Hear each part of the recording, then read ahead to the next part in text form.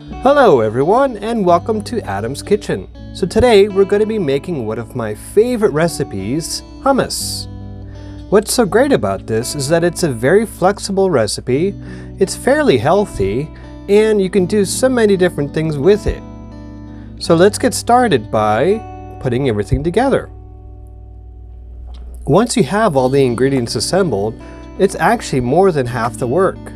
Because when it comes to making the hummus, all you have to do is just assemble the ingredients and run it through a food processor, which we'll do next.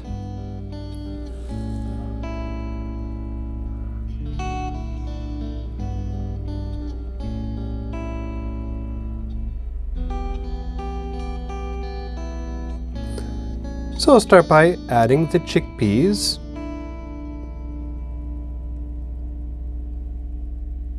Do a little bowl arranging.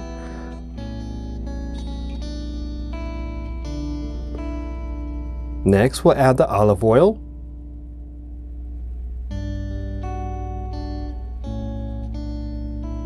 After that, the lemon juice.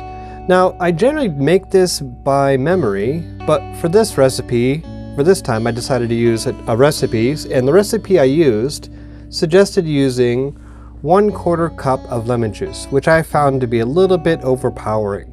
So feel free to adjust it as much as you like to your own personal tastes. So now we're adding the tahini, and a rubber spatula would be really good right now, but I guess rubber gloves will do well. And before that, I added the garlic and a little bit of salt and pepper. And last but not least, I'm gonna add a little bit of the chickpea brine or water that came in the can. Just a little preference.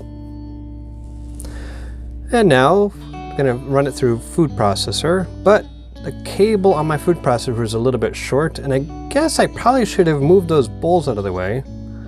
Sorry about that. Let me get this moved. Okay, that's a little bit better. And so just run it through the food processor until it gets to the consistency that you like. Now some people like their hummus more chunky. For me, I prefer to have mine thinner so I can use it as a dip, or maybe I often use it as a sandwich spread. Put on some bread with some cucumber, some lettuce, some sliced carrots. It's really nice. And this is pretty much the perfect consistency for me. Give it a little taste, and it needs a little bit more salt, I thought. Now I don't want to get carried away with the salt, because if I decide to use tortilla chips, which are already salted, it'll become overpowering. And this is one of the more healthier dishes, so let's not get carried away. And also, as I said, this is a very flexible recipe, and you can add different things. Let's say one popular idea is to add some sun-dried tomatoes, which are really, really good in this kind of mix. You just simply add them with the food processor when you blend everything together. So it tastes pretty good. That's pretty much what I'm going for. So let's transfer it to a bowl. And with this recipe, it's really nice because it can last in your refrigerator for 3 to 5 days, depending on what you put in it. From this, the way I made it today, it'll be good for at least 5 days, but it doesn't usually last that long. I usually put it in a couple sandwiches and have it for like a snack at night. And here we are. So this is our hummus with some smoked paprika and olive oil on top. As I walk around it holding my camera, try not to make the audience motion sickness. Alright, so as I said, tortilla chips are one of my favorite ways to enjoy it, and it looks pretty good. The consistency, the olive oil, paprika. Oh yeah, that's perfect. So I hope you've enjoyed this recipe.